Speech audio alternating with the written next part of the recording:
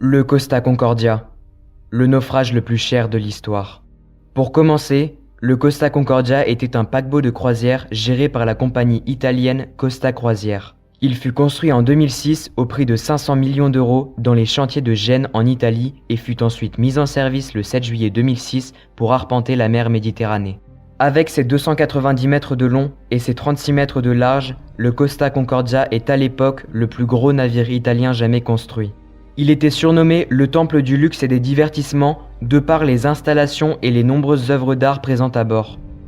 Le Costa Concordia pouvait transporter 3780 passagers et 1100 membres d'équipage logés dans 1500 cabines.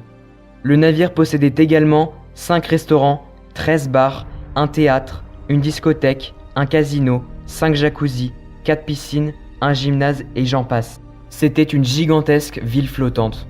Quelques incidents ont remué le service de ce bateau. Le 22 novembre 2008, lors de son entrée au port de Palerme, le bâtiment a heurté un appontement par une mer déchaînée, ce qui a sévèrement endommagé le flanc gauche et l'étrave du navire.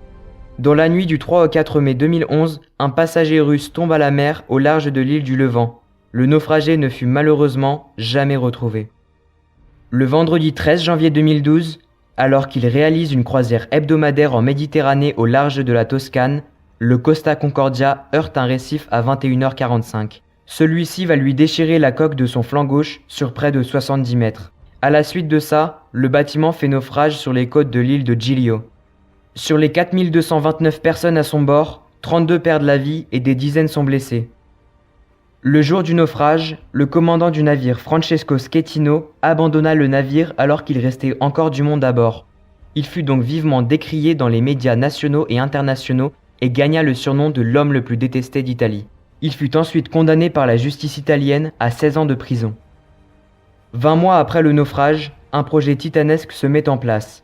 Le projet vise à redresser, soulever et remorquer le navire pour le démanteler au port de Gênes et libérer les côtes de l'île de Giglio. L'opération n'avait jamais été tentée sur un navire de cette taille, ce qui en faisait une première mondiale. La tentative de redressement débute le matin du 16 septembre 2013 et s'acheva un jour après. Le navire était maintenant à la verticale. 10 mois après son redressement, des caissons géants sont installés sur les deux côtés du navire. Le 14 juillet 2014, les caissons sont remplis d'air, le paquebot est enfin soulevé, il flotte. Une semaine après son soulèvement, le navire est remorqué à destination de Gênes pour un voyage de 4 à 5 jours.